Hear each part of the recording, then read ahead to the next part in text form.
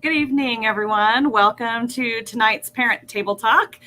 You all, if you have joined us before, know who I am. I'm Kim Sandlin, the Director of Student Success. And my partner in crime, Alicia Newell, may be joining us a little bit late. She had some family things, had to soccer game or something happening. So she may pop in a little bit later, but want to welcome you all tonight to our faculty panel for first year seminar. So the three other guests with us tonight, I'm going to let them introduce themselves here in just a second, are really here to answer questions that you all have about specifics inside what happens specifically inside the classroom, and really address and answer questions about first year seminar. And this is a course that is that our new freshmen take. So you may be a parent of a transfer student or a family member of someone returning to college, and want to let you know that we'll be able to address any kind of classroom questions for faculty after we talk a little bit about first year seminar. So before we get started, want to also encourage you, if you have questions, to post them in the chat, and we'll answer what we can live. And if we can't answer it live, we'll follow up with you after the program. So with that, I'm going to turn it over to Dr. Reif and have him begin our faculty introductions and panel. Yeah, thank you. Hi, my name is Aaron Reif.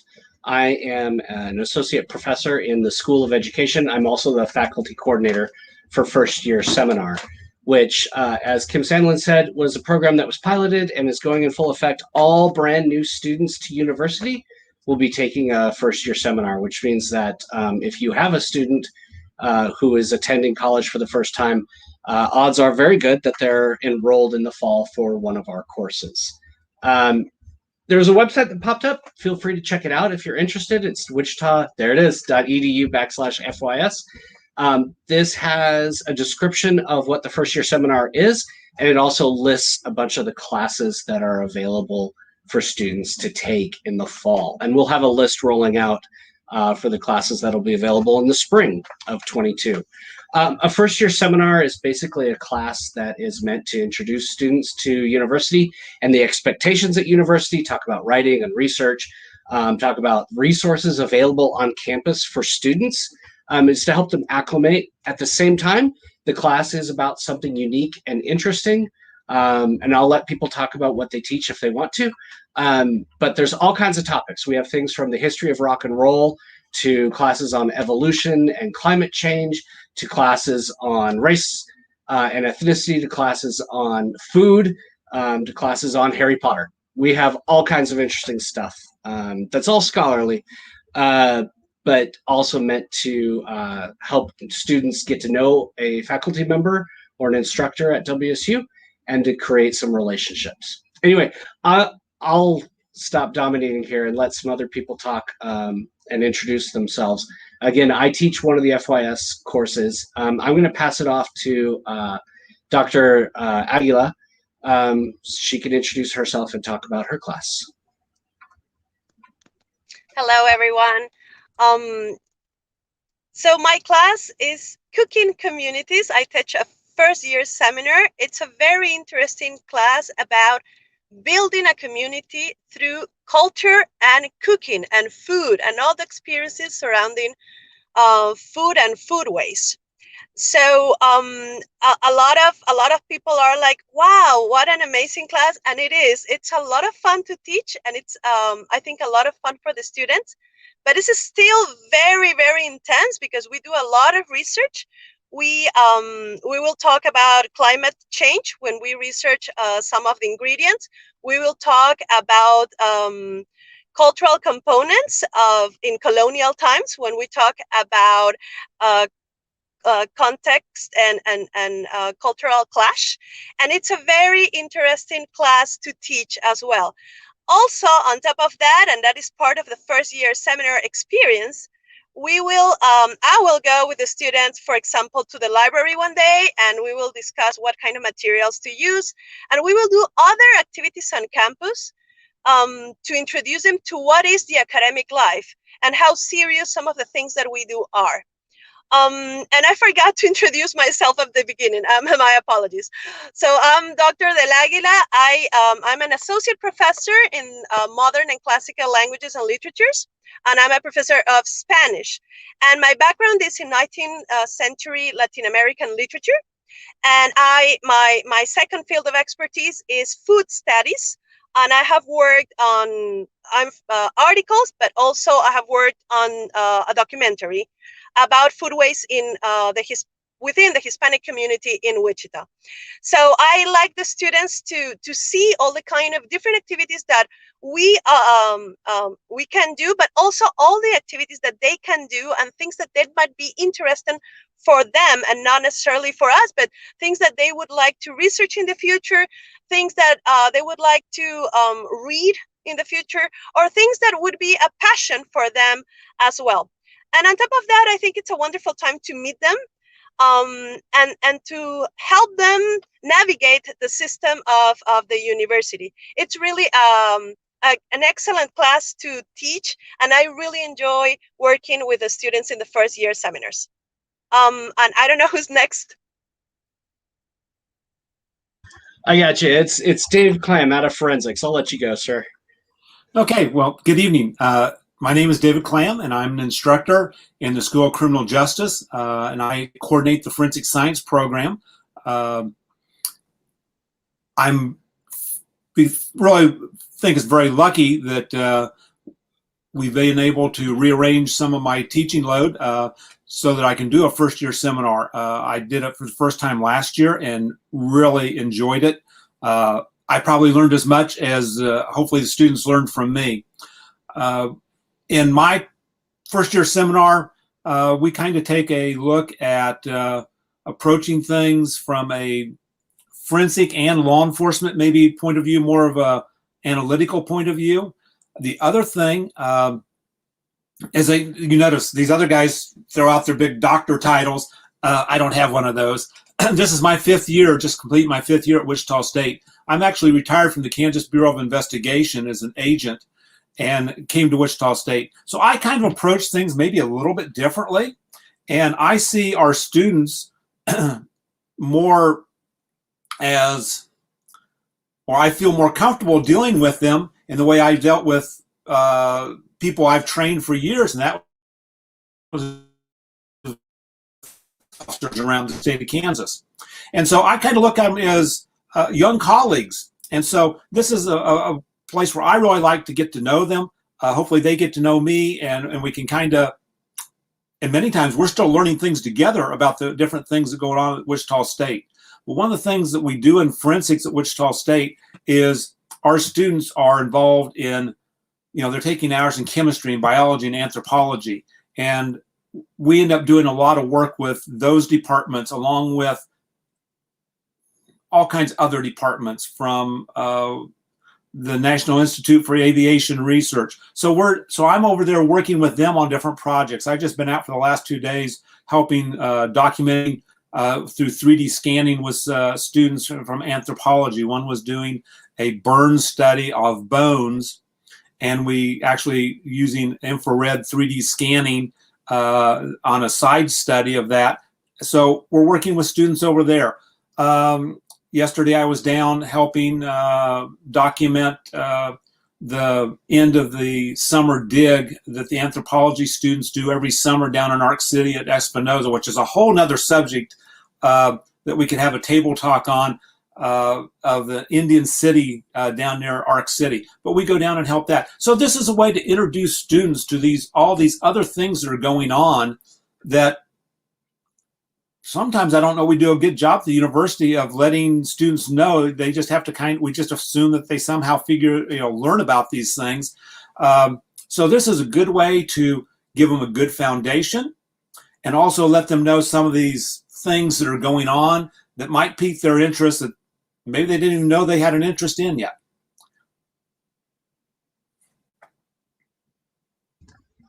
Yeah, I just want to piggyback off that. First off, Dave Clam, whether you have a PhD or not, his class is amazing.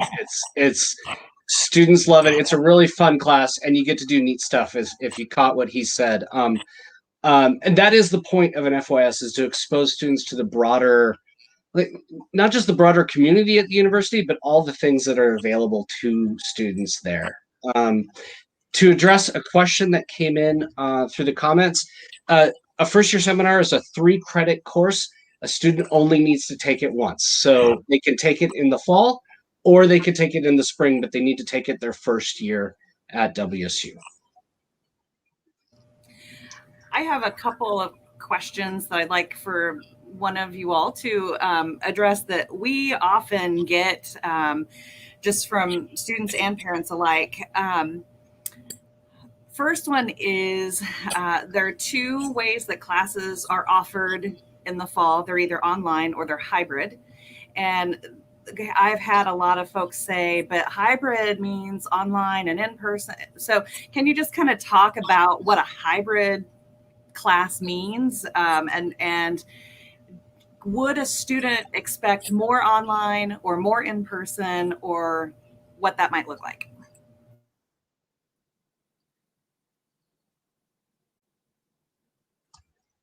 Who wants to jump on that? I mean, I'll do it, but I didn't want to dominate. Well, I can tell you what my hybrid class means. To me, I like to do a lot of applied stuff. So the hybrid part means that I don't give as many handouts as maybe we did before COVID or 3 or 4 years ago. The hybrid part is going to be, you can pull those down and read them. And a lot of students prefer to read the stuff on a tablet or on a computer. And so in a way, we're saving trees. We're not handing out as much stuff.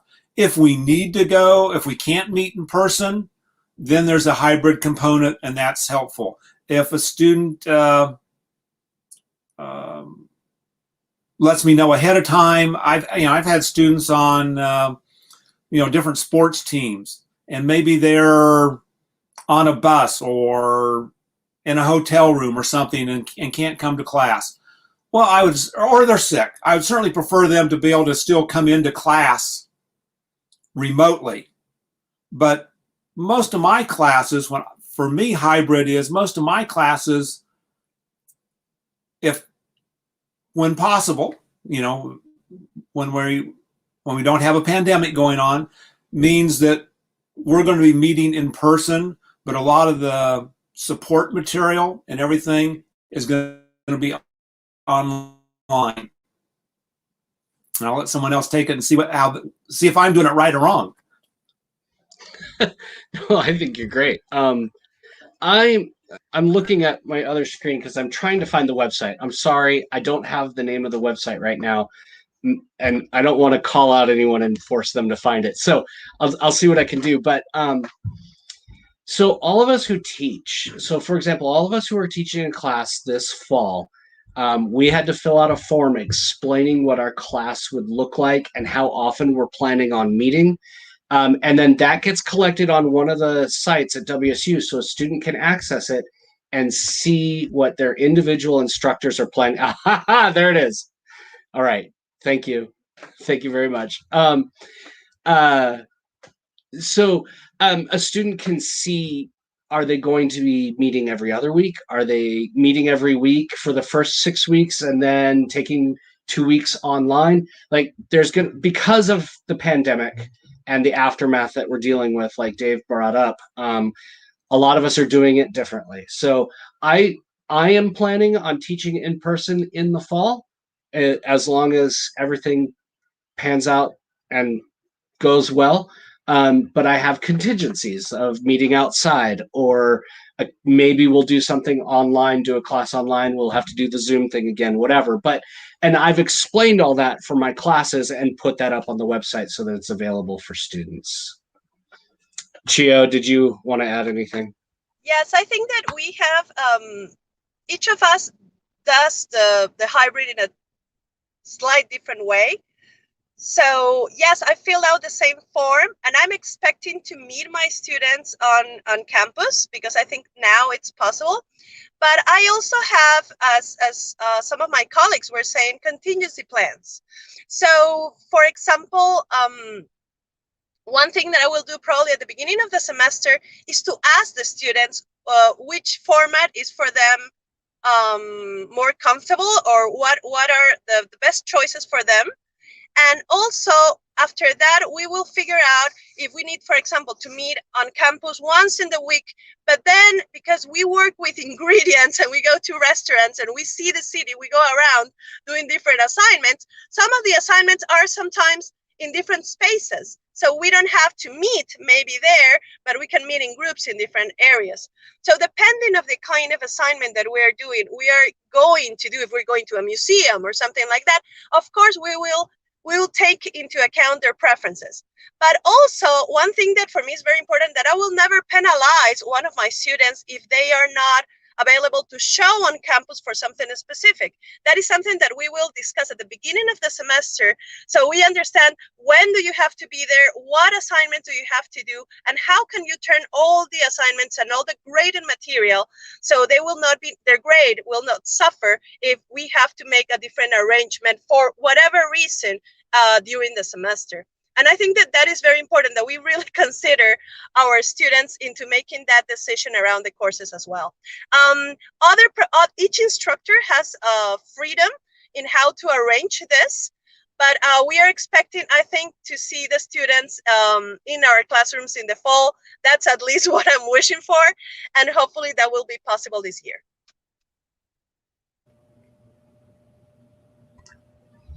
Yep, I agree. There's another question in the chat. Kim, do I address the next question, or do we still? Did we answer this enough? Do you want us to talk more? You're fine. The only thing I would add is sometimes when students are looking for, I just want that in-person experience.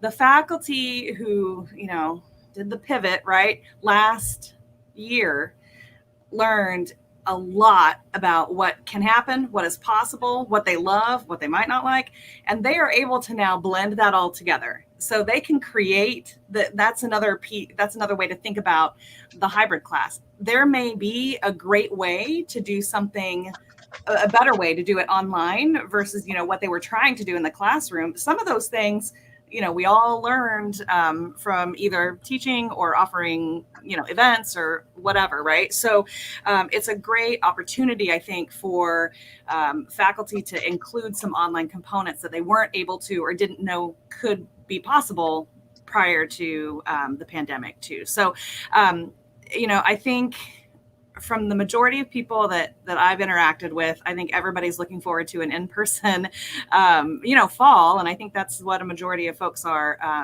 planning for, with some really interesting and new kind of online components. And then there's always those contingency plans. So hopefully that cleared up any concerns that you all might have. So yeah, Aaron, if you want to talk about the other question that came in. Yeah. So first off, parents, no reason to apologize in this meeting today. So second, about that comment, if your child has signed up for their classes already with an advisor, and our office works with One Stop. So if they did that, or they did it through their academic advisor, the odds are really good that they are already signed up for an FYS course. You can tell the course code. The letters in front of the course will say WSU, and it'll say like A or D or B or E. If they are not signed up for a course, they can take one in the spring. It'll be available, and the advisors all know that this is required. So odds are your child had the option to give their preference to a list of 4 or 5 classes that they would that they'd like to take, and then the advisors tried to give them one of the ones that were in their top preferences. And these classes are amazing. Thank you, whoever wrote that comment. And about tests, this is up to individual ones. There are assignments and assessments in the class. Like I require my students to write some papers. They do research. They have some different things that they do. I don't give a formal test. I do other things, but I'll let other people talk about what they do or what they require their students to do.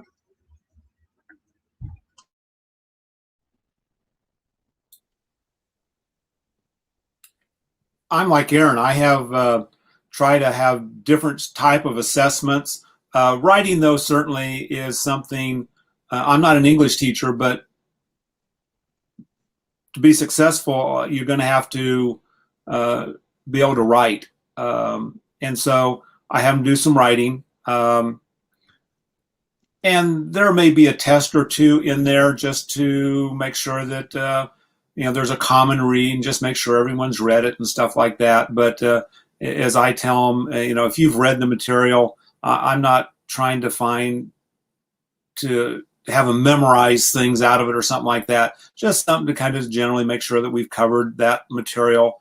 And like I said, I like to find other ways to get assessments. Some students kind of like to have some tests because that way, if they're watching just points and stuff like that. And I try to kind of stay away from that type of stuff. And as a result, though, having students engaged in the class and keeping them interested and working together, engaged with me in the class, engaged with each other, then becomes very important. So that's a large part of what I spend time making sure that that's happening. And sometimes, especially in a first year seminar, I'm reaching out to students to make sure that they're engaging. If we have a student that kind of doesn't seem to be working with the rest of us, I want to reach out and see what we can do or what's going on. So, for the students that all work well together and stuff, it's great, but we have to make sure that everyone's with us. About the grading, in my case, I do assign a lot of reading. I think that reading and writing is very important for our students. So I do assign readings, weekly readings, and they have to usually answer to a quiz before getting to the classroom. So the quiz might cover some of the questions, some are for them to reflect, some are just basic questions about the readings. But I want to be sure that they have read before coming to the class, because if not, there's no discussion possible between them about the reading. So about 20 to 25% of my grading will come from those quizzes, and those are about the weekly readings. The readings are from poetry to short stories, but we also do essays, and we do journal articles. So there is a variety of materials. Then I do have 2 or 3 writing assignments. One at the beginning of the semester, and then 2 more. One of them is a creative assignment, a creative writing assignment, and they're going to discuss how would they create what would they include in their own cookbook or a blog if they would have to do. And then I do other smaller assignments that are related to blog writing, food blog writing, or that are more hands-on assignments, and each of them is usually 5% or 8% of the total grade. I don't do have tests or exams, but I do have a lot of that grade within between quizzes and other smaller assignments. And my larger assignments are usually the creative writing assignment and some of the essays, and usually they go around 10% to 15% of the total grade. So those would be the main components of my grading and the grading that I'm planning for next semester. Great. I'd like to pop in to get you all's perspective on writing. Can you explain how college level papers and research differ from high school? Again, we're making an assumption that most of the parents and families are of our new freshmen, but this could apply to any grade level. So can you all address how that's different?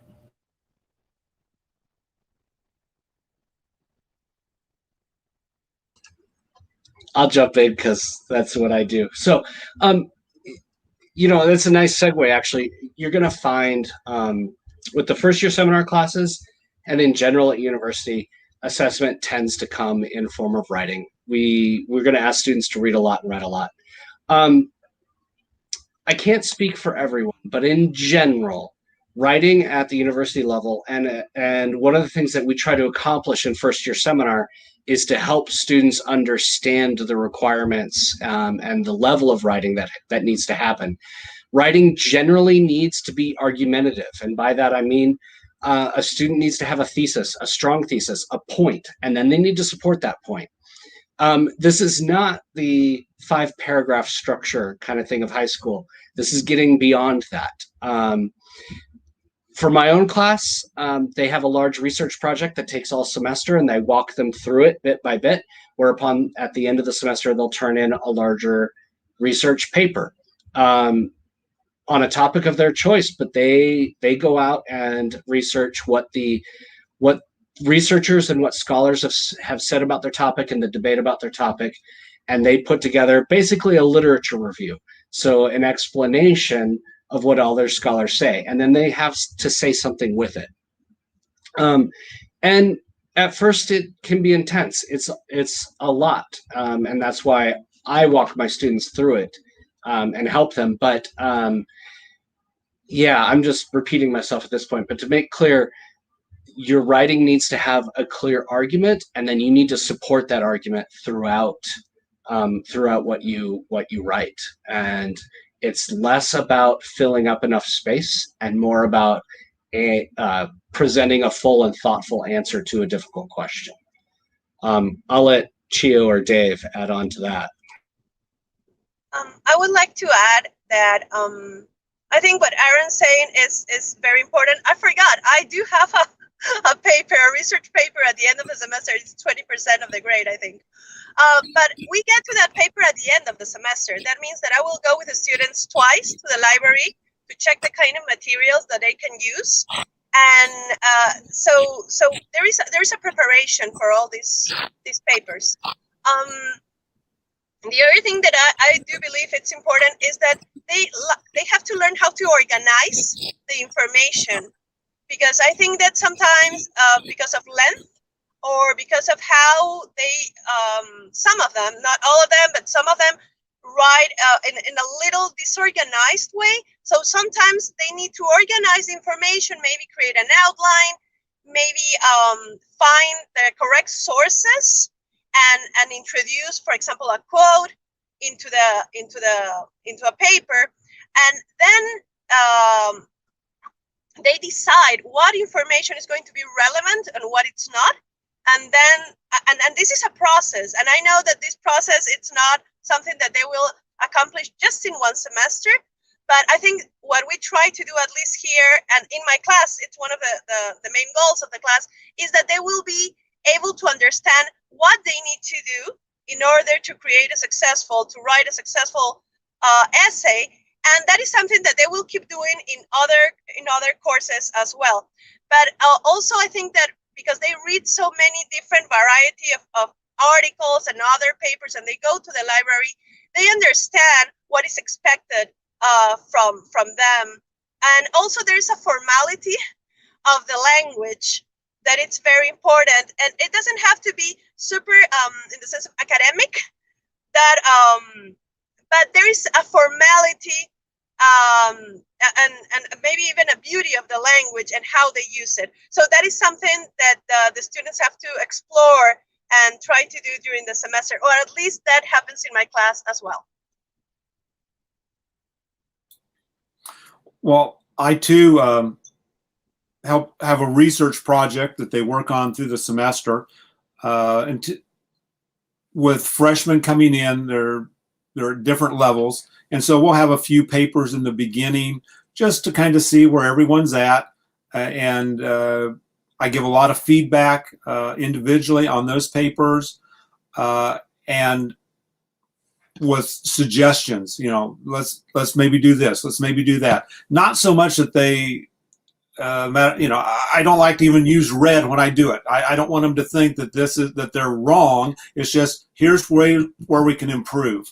And so, as Aaron said, then we start working through a research topic that generally, it's something that they find of interest, and we talk about it. Hopefully I can give them some insight, like, okay, well, let's expand on that a little bit more, or let's narrow that field down a little bit. And then one of the things that I use in my class is the library staff actually has librarians assigned to different departments. And the one that's assigned to the School of Criminal Justice has been very, very helpful. And he's actually embedded into the Blackboard, the online presence of our class. He's embedded there, so if they didn't want to come to me with a question, they could actually address him straight away through Blackboard online through our class website, so to speak. So we do that. Move to our research project. One of the things that I then put in there is not at the end of towards the end of the semester, we also do an infograph. So they're using the same research data and doing an infograph, which is just a little bit different way to display it, which is kind of I found a nice way to kind of get an outline or an idea of where they're going before they actually write that final paper. So we look at it in several different ways of how they're getting their research together, and hopefully ways that are more fun than just writing a paper. Yeah, thank you.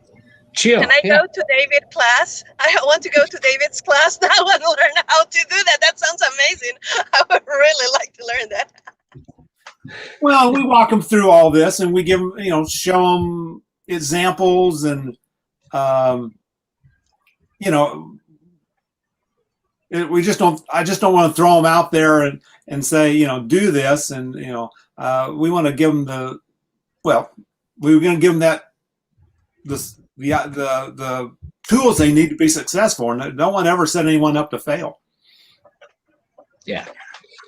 Yeah, and that's an important thing to keep in mind. The FYS is we're not the English class, we're not the writing class, we're not the intro to that stuff, but we are in support of all that. Every FYS class has writing component. It all looks different, but everyone does, and that's one of the purposes, because reading and writing is a large part of university, no matter what it is you study. There's something else as you said along those lines, and not being as articulate as I'd like to be. You're fine. I'll jump in with two things. Chio, if you need to go, feel free, because I know you need to leave early tonight. So if you need to jet, that's fine. But what I want to point out is, Chio is joining us from her car. Right? So, which is not a bad thing. We're so glad you're here. But point being, faculty and instructors are real people. Like, how many of us have all had to join numerous meetings, probably working remotely professionally, whether you're a parent or, work at the university? We've all taken calls and we've all taken meetings in the car, right? So these are very real people. And hopefully, you all are seeing the interest that they have in the passion for what they do, but also the desire to make sure that your students get the support they need, which I think makes the seminar classes a little bit unique, because we know that students are going to be in transition in these classes. And we know that these classes do a lot to introduce reading and writing and in particular research at the college level, so that once they take other classes in their majors and as they're advancing, sophomores, juniors, seniors, all of these skills build upon each other. So we try to teach it really well in what we call the basic skills. So, math and English and comm and first year seminar, we try to build those skills early so that they, can only improve the further that they go. So I just wanted to point out that our faculty are great, especially our first year seminar faculty.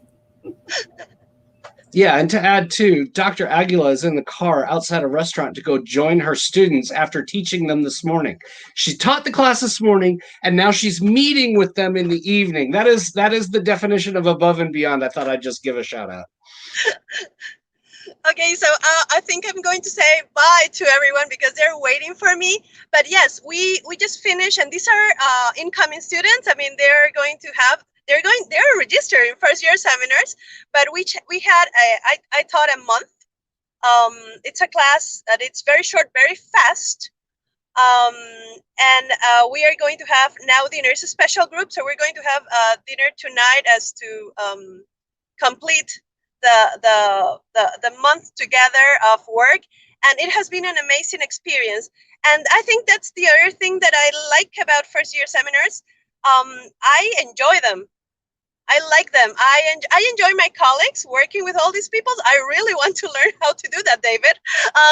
But I also I learn if someone has a very cool assignment, they share with us, and you will see that other instructors are going to do it because they understand that this is something that it's helping our students, and there is very good collaboration between the instructors. We work with the librarians. My librarian is amazing. I feel so comfortable. She's embedded in my course as well. We go to the library. We visit other parts of the university sometimes. If there's an event that it's very important for us, we go. If there's something in the museum, in the Ulrich Museum that I can take advantage of, we go as well. There is a lot that we can do, and we try to do it. And in that sense, I have fun. It's a fun class to teach. I learn a lot while I do it. And I think my students have a wonderful time. And I think that one thing that for me is very important is that they understand that they can do that, and they're going to have a good time learning and becoming professionals or becoming better students in the university. So it's really very rewarding I think for me and for other colleagues to teach this class. And hopefully the students that we'll have in the fall will have a great experience with us. So yes, I have to go to see my students that are looking at me or waiting for me. But it was a pleasure to see you all tonight. Thank you so much. Bye-bye. She is great. I love her. Yeah. She's one of the outstanding faculty that do. There was a comment, thank you for pouring into the students. She's a classic example of that. Sorry, were you going to say something else, Aaron? I was just going to say the same kind of thing, that she's really, really good. I will say, if it matters, everyone who teaches a first year seminar, kind of like Chio said, we try to share resources with each other. We all exist. We all work in different departments. We have our different silos and our different meetings and our different responsibilities we all go to. FYS is something we all do on top of it, or on the side, however you want to look at it. We meet as instructors, and we're from all over campus. We meet 2 or 3 times a semester just to share resources with each other, with the idea that we help out new students. So this program is very much about the students themselves, and the people who teach it know that. If it's worth hearing, there you go. So, and I will flip this to the other side as well. These are very passionate and outstanding professors. Your students may not have such outstanding professors. That this may not, and I don't want to paint a good or a bad picture. I just want to be realistic, and set you all up for, set expectations that these, folks are doing this all on top of everything else that they're doing. So this does not mean that all, I'm not even going to pick on a department because it doesn't matter. So if your students have issues with faculty, that's probably going to happen. And there is a way to properly take care of those concerns. I will tell you, it is not starting with the dean of the academic college. It is starting with the professor, with the instructor of that course. So we do have some resources online on our pages on how to approach faculty, how to, approach the conflict, not the conflict, but start that process of, I don't understand why I got this grade, or I don't agree with this grade, or we all thought this was one thing and you graded this way. And so you need to have those conversations at the, lowest common denominator, which is the instructor of that specific course. Because what will happen is that dean will contact the chair, who's going to contact it. So it's going to roll back to the instructor anyway. So a faster response or a faster fix to that question is going to come if your student goes directly to their professor. I don't know if either of you would offer any other, insight there, but we have talked in previous table talks about FERPA and parents calling faculty and how faculty often cannot answer, your questions because they don't know who you are on the other end of the phone. So often they're going to say, happy to talk to you, but you have to have your student present. And I can't, give you that information. So I know I don't want to bring it down a little bit, but I do want to be realistic, and I do want to explain that process because I think that's important to know. Would either of you want to add anything to that? You don't have to. I guess I would say the most important trait towards success is communicating with the instructor. I think where we end up having trouble is at the end of the semester when is the student that I haven't been able to communicate well with, haven't been able to find, haven't been able to visit with them for whatever reason, and then at the very end it's like, oh my God, I'm not doing well in this class. What can I do? And that time it's almost too late. The ones that will come and say, hey, I don't understand something. We can get together. We can visit about it. And sometimes, my understanding where they're coming from is probably just as important as their understanding where I'm coming from. So reaching out and talking to the instructor, I think is in any of the classes is probably one of the most important things. Don't wait till you get in a bind and you're in a hole, so to speak. Have the student come visit with us ahead of time or as things are going. And I don't know anyone that won't take the time to visit with a student. And when we say visit, I don't have many students come to my office. A lot of it is going to be before and after class, and sometimes it's by text. And I know that's the way a lot of people communicate. A lot of our students communicate today. A lot of times in the text, if it's starting to get kind of detailed, I'll say, okay, when's the time we can see each other, before or after class or whatever. But, sometimes just a simple text message or two can take care of the issue. Solve any problems before they really happen. But communicate, that's the important thing. I think that goes with reaching out for any academic assistance as well. You can't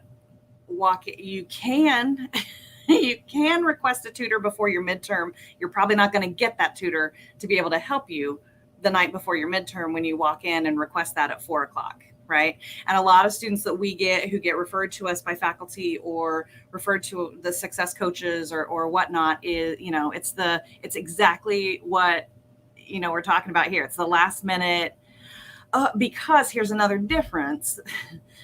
I've worked with students who near the end of the school year, we're talking about goals and, okay, let's reset your, what are your goals for the rest of the semester? Oh, they're to get my D's and F's up to A's and B's. And I got 2 weeks left and I'm going to do it. And that's not an option in college. You cannot, there's nobody looking at what you're missing and what you've turned in. Your student is going to be responsible for doing that. There's not a grade negotiation kind of stuff. There's very little, unless there's an extenuating circumstance, there's very little, wiggle room for, I missed a deadline. It's like, well, sorry about your luck, but we've moved on and there's not a way, or there is a way, but you may not like that way, right? So it's very different from high school in terms of the last minute, oh, I'm just going to improve my grade. So just your students need to be really, aware of that, and absolutely utilization of student hours or office hours. our poor instructors wait alone in their office many times because their students aren't necessarily utilizing those. So definitely encourage you to do that. There was a question I did want to bring in back to some of the course delivery stuff, probably from that fall 2021 website. There's some classes that don't have instructors assigned. So can you talk about what that means? I'm going to assume that's in general. I think all of the first year seminar classes have instructors assigned, but in general, that means that I'm guessing there's multiple sections of a course, and perhaps the one that that your student is enrolled in, they're not sure who is teaching it, whether it's a faculty member or somebody that an instructor they're bringing in. Usually, this is settled, before a week or two before class starts at the latest. So I would sit tight. If you don't see anything by the end of the July, contact the department chair, and you could look up whatever department the class is in and find out who the department chair is and email them if you want. They're going to get filled. They need to have an instructor. They just don't have somebody assigned yet. Or somebody didn't put in the name of the person yet. They have them, they just don't have the name put in yet. But usually this stuff is cleared up within the month of July. I don't know if that's too much inside baseball. No, that's fine. The other reason this might happen is that there are some departments that will have graduate teaching assistants, and often those are not assigned to the last minute. And often the graduate teaching assistants are in your English classes, in your comm classes, which are very common among first year students too. So they do training and all of that with the GTAs a couple of weeks before the semester begins to get them up to speed on what they need to do. And sometimes it takes clear up until then for them to settle the schedule on who's teaching what. So that may be what they're seeing as well. Yeah. Let's see. Some other things. Talked about this. Can you give some tips on classroom participation? So we talk in student success about making sure that you are introducing yourself to the professor, so that some of that, the anxiety that comes with that, because there is that power difference between professor and student. And so introducing them and say, hey, I'm really interested in your class. I'm excited about it. Those kinds of things. Asking questions. How do you view, from a faculty perspective, how do you know or draw the line of here are the students who are participating and here are the students who are not, and what cues do you look for?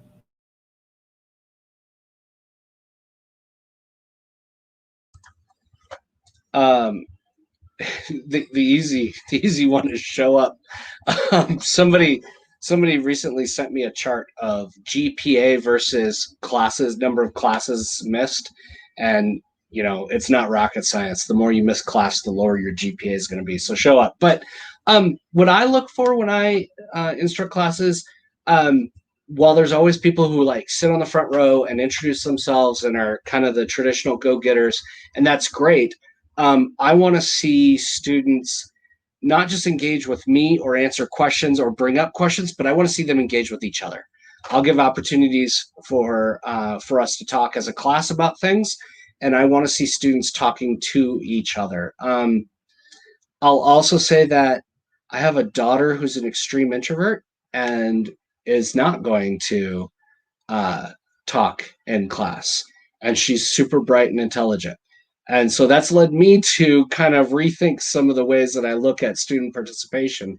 But there's other ways that somebody like my daughter could prove that she's paying attention, that she's invested in what she's learning, and that she does have questions or things to say. And sometimes that's going to come in written word.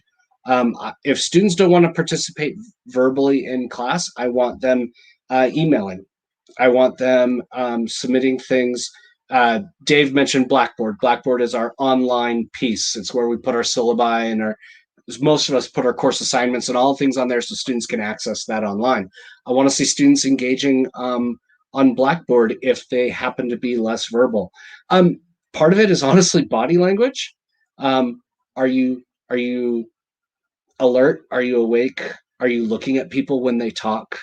And I know there's social and cultural norms that can be problematic with all that, but that's what I try to pick up on. Your student doesn't have to be the most vocal in class. That can get annoying too. The person who wants to dominate, kind of like I'm doing now. But I want to see evidence that they're there physically and mentally or whatever. Dave, do you want to add to this? I'll stop with my rant. I would agree with everything you just said. And I've noticed, though, sometimes I had some students that are introverted. Again, I like to see their presence online then. I've noticed that sometimes the introverted ones will either come early or stay late to then provide a comment or something like that. I, of course, would rather they do it with everyone else in class, but at least you know they're engaged. So, and I would agree very much. Just being there and being alert and participating by at least shaking your head and paying, kind of paying attention helps. The other thing, I realize that occasionally there's a student that maybe doesn't reach out or feel as comfortable with me. And we mentioned teaching graduate assistants just a moment ago. I have a very excellent teaching graduate assistant currently assigned to me. And it's one of those things where she is generally free and she just comes to class. And so very quickly it gets to where I've seen instances where maybe there's a student that doesn't feel as comfortable coming to me or talking to me, but they might feel more comfortable talking with her. And we communicate very well between the two of us. So that's another deal.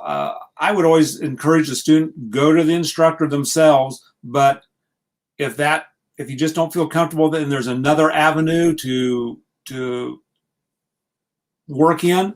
That's better than nothing. The worst you can do is nothing. Do something. Absolutely. We've got two last questions. I had one. I saw where it was and then I lost it. Textbooks. Quickly, there was a question, where do I buy textbooks? And so just want to make sure that you all are aware of the Shocker Store, which is the university's bookstore. That is probably your best bet in that they have rental options as well. And they're, really there's a big push to try to lower the cost of textbooks. So there's, there are some textbooks that come at lower prices if you, use the electronic textbook, but really your student needs to utilize whichever textbook is best for them. If they want the paper version of that textbook because they like interacting with it and writing in it and highlighting it and, dog-earing the tiers, the corners and all of that, then that's what they need to do. There are other options. I'm not going to, keep that a secret. A lot of people shop around, and you should, depending on, what your ability is there. But know that the Shocker Store is going to have the most recent correct edition. They will have any online access codes that you might need or that your student is going to need for any online components that go with the class. And so you can always feel good about your purchase at the Shocker Store.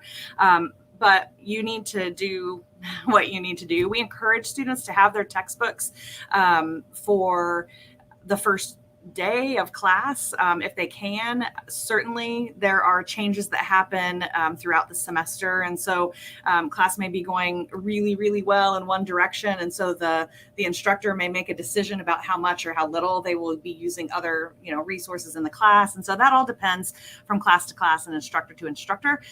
But you can start at the Shocker Store and see where that leads you, and then you're welcome to check out other options. So that that was the textbook one. And then the other question that we had submitted in advance was, how do you go about setting up an advising appointment?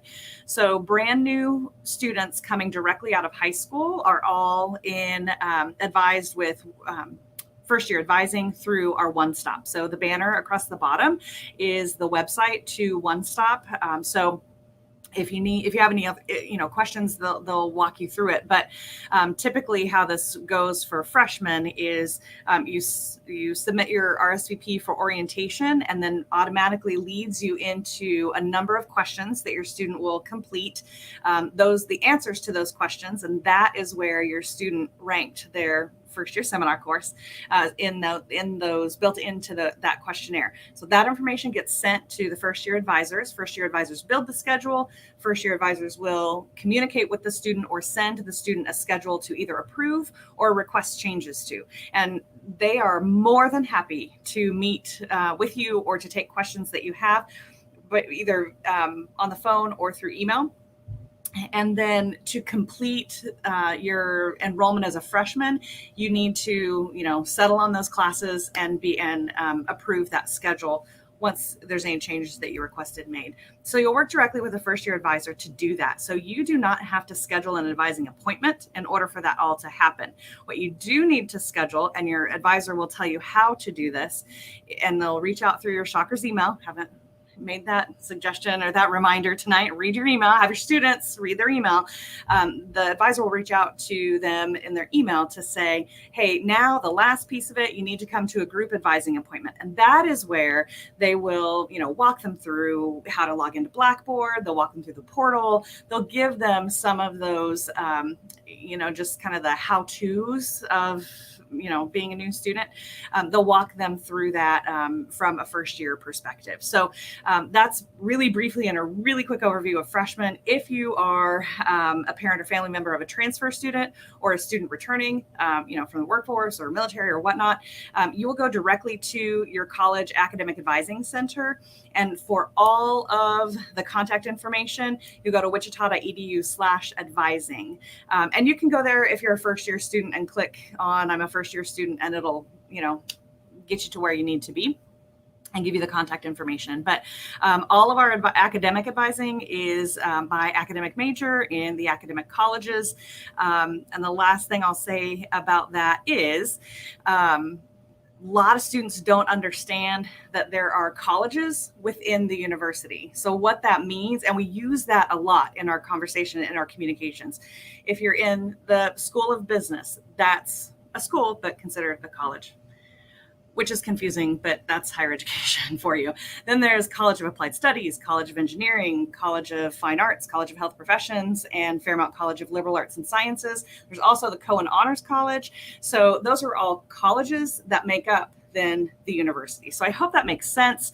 If you just, you need that advising information, just go to that advising website. It'll all be kind of laid out for you there. And then back to there it is, advising website. Back to their textbooks, a clarification on that. You might want to wait until closer to the beginning of the academic year, because there could be some changes made, by the instructor, and there may be a couple of missing textbooks on that list. So usually check the end of July, beginning of August, not too far into August, but end of July is a good kind of rough time to look through those books, or to look at your schedule to find your book list and order them from the Shocker store. The other great thing about the Shocker store is if your student is living on campus, they will deliver those books to their residence hall room so that they're ready for them at move-in. And if you order them online as well, you can just go down and pick them up. So you can order and pay online, and then just walk in, go down to the lower level of the bookstore, give them your your student information, and they package them in a book or in a bag and hand them to you. So they make the process super easy. Or they'll they also ship books if you want to do that, but I would wait and not pay shipping and pick them up here when you get there. So I think we are at time, and I think that got to all of the questions in during the chat or during the program, all the questions submitted in advance, and then some other topics that we wanted to cover. So I'd like to thank all of our panelists. So thank you, Dr. Rife. Thank you, David, for joining tonight. This is a recorded session, so if you missed anything or if you want to encourage other parents to view it, certainly do that. It'll be available online. And then the last thing is our announcement of our prize winner, which might be a surprise because I didn't mention this at the beginning. But at all of these parent table talks, we draw for prizes. And if you're interested, you do have to sign up ahead of time often. So go to that wichita.edu/SFTT, which is Shocker Family Table Talk. And you can see the list of everything that's remaining for the rest of the summer. And our winner, drum roll, that we don't have a drum roll, is Christine Mako. So I hope I'm saying that right. Mako, sorry if I did not do that right. But you are the winner for tonight. We will be in touch with you to let you know how we can get that prize to you. And my partner in crime, who is not here, is the one that did the prizes, so I don't know what you want. So I can't tell you that, so I'm sorry about that. But thank you for joining us tonight, families. Thank you, faculty. And we hope to see you at another table talk. So have a good evening.